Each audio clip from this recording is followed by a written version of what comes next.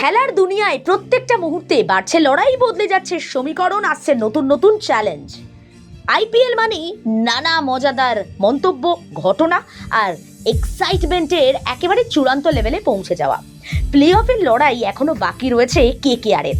খাতায় কলমে হলেও নাইট রাইডার্সের আশা বেঁচে আছে, কিন্তু এর মাঝেই টেস্ট দলে ডাক পাওয়ায় নিউজিল্যান্ডে ফিরে যাচ্ছেন রাচিন রবীন্দ্র, অর্থাৎ তারকা অলরাউন্ডারকে হারাচ্ছে কলকাতা নাইট রাইডার্স।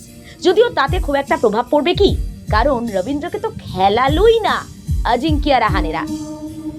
এই মুহূর্তে যা সমীকরণ দাঁড়াচ্ছে তাতে হয়তো ক্যামেরন গ্রিন তিনিও ফিরে যাবেন, কিন্তু ততদিন অবশ্য প্লে অফ পেরিয়ে পরবর্তী পর্যায়ে যাওয়ার মতো জায়গা কলকাতা নাইট রাইডার্সের থাকবে কিনা তা নিয়ে সন্দেহ থেকেই যাচ্ছে। আইপিএলটা শুধু শেষ হওয়ার অপেক্ষা মাত্র, তারপরই দলের খোলনোল যে বদলে ফেলবে এক ফ্র্যাঞ্চাইজি।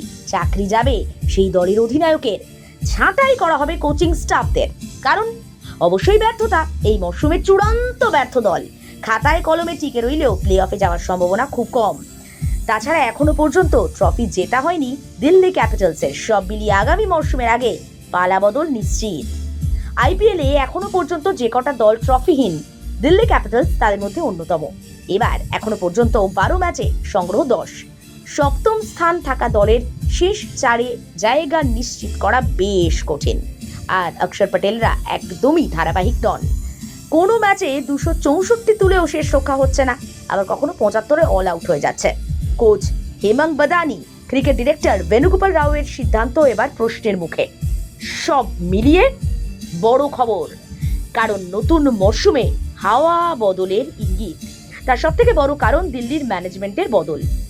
দিল্লির মালিকানা রয়েছে জেএসডব্লিউ গ্রুপ এবং জিএম এর হাতে। এদের মধ্যে চুক্তি, একটা গ্রুপ 2 বছর দল চালাবে, পরে 2 বছর অন্য গ্রুপ। সেই মতো আগামী মরশুমে দায়িত্ব বদলাতে চলেছে।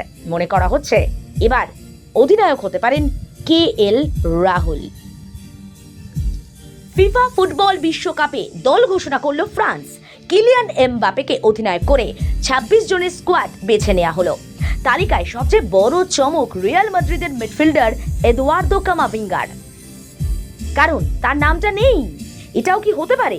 2022 বিশ্বকাপে রানার্স আপ ফ্রান্সের টিমে ছিলেন, মার্চ মাসের আন্তর্জাতিক ম্যাচ খেলেছেন, কিন্তু শেষ পর্যন্ত দলে জায়গা হলো না।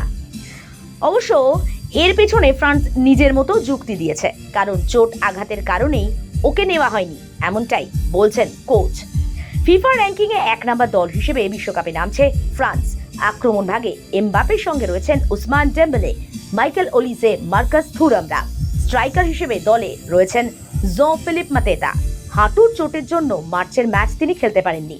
অন্যদিকে অ্যাকিলিস টেন্ডন ছিঁড়ে যাওয়ার ফলে ছিটকে গিয়েছেন হুগো একিতিকে। মিডফিল্ডে আছেন অরেলিয়ান চুয়ামেনি। ফ্রান্স তার লড়াইয়ের জন্য প্রস্তুত। এখন দেখা যাক কতটা তারা নিজেদের লক্ষ্যে সফল হতে পারে। খেলার জগতের হাল হাকিকত আসবে প্রতিদিন, আর সেই জন্যই আপনার সঙ্গে থাকুক রাতদিন.in।